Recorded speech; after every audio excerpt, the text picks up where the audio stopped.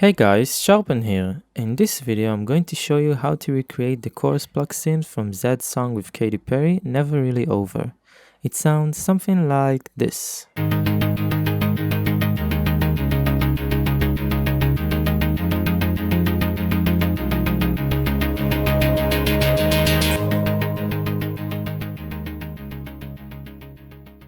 So in order to recreate that sound, I'm going to split it into a pluck and a bass pluck. So for the pluck, the first thing you want to do is to enable both oscillators as saw waves, and then set the unison on oscillator B at around 7 voices, reduce the detuning by a tiny bit, and lower the volume of oscillator B at around like 64%. Then the next thing you want to do is go to envelope 1, which is the volume envelope, and set the sustain all the way down, set the decay at around 600 milliseconds, and set the attack time to be at around 7 milliseconds. So right now it sounds like this. The next thing you want to do is to add a low pass filter. You want to add the low pass filter that is 24, because this one is harsher and doesn't let as many high frequencies as the 12 low pass filter does. Here's an example compared to this. So what you want to do is to use LFO1 to modulate it. So we're going to set LFO1 to look something like this. We're going to set it to envelope mode, and we're going to set the cutoff to be really low, and then allow LFO1 to bring it back up like this.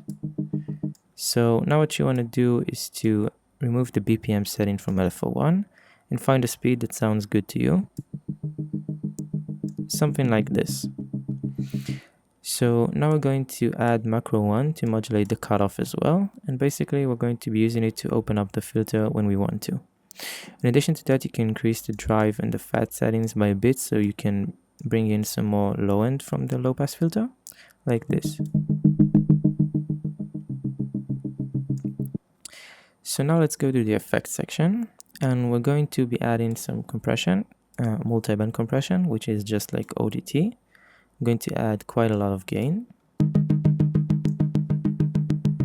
something like this, and then we're going to add some distortion after the compression, and we're going to be using the downsample function, which is basically just bitcrushing, and we're going to use macro 2 to modulate it in and out,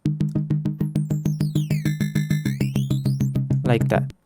So first things first, let's increase the cutoff for our Pluck sound.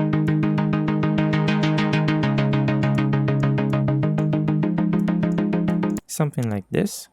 And now we're going to be adding some reverb. We're going to high pass it quite a bit. We're going to reduce the decay to the shortest setting possible. And we're going to use envelope 2 to modulate the mix. So we're going to set it from 0% wet to go up and then back down. So for that, we're going to remove the sustain on envelope 2 and set the decay to be pretty short, something like this.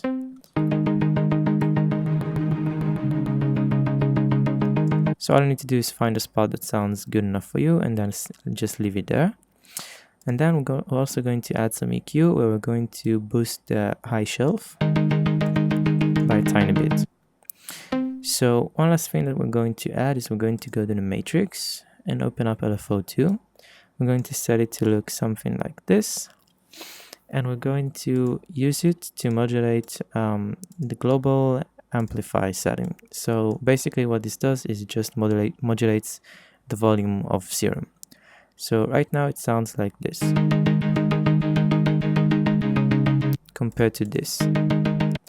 Basically it just adds some sidechain to your sound, and it allows you to evolve and sound slightly different each time the notes repeat themselves. So for the bass Pluck sound, all I did was basically just copy the Pluck sound, but I made two small differences. So the first one being setting the attack back to 0 ms on the volume envelope, so that we get a sharp clicky bass sound. And the second one being that I removed the reverb and I boosted some of the low shelf by a tiny bit, as you can see here. So we get some more bass, and we don't need the reverb because it just adds mud on bass sounds. So it sounds like this. So altogether with the Pluck, it sounds like this.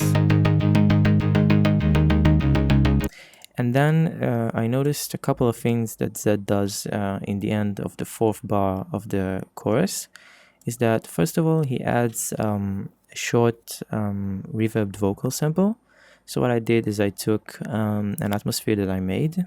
It's on my Virtual Riot Atmospheres video. You can check that out. And basically what I did is I stretched it up so that it fits to the chord that we're playing, and I just brought it back and I brought it in using a volume envelope. So basically what this does is it adds some variation, and it also allows Zedd to sort of conceal the second thing that he's doing, which is increasing the cutoff of your pluck by a tiny bit, so that it goes from being very close to being slightly more open, something like this, and then it goes back to being closed as it was when the first bar of the chorus repeats itself, like this. And we can even open it up a bit more so we can hear it better. And in addition to that, you can also increase the modulation on your beat crushing if you want.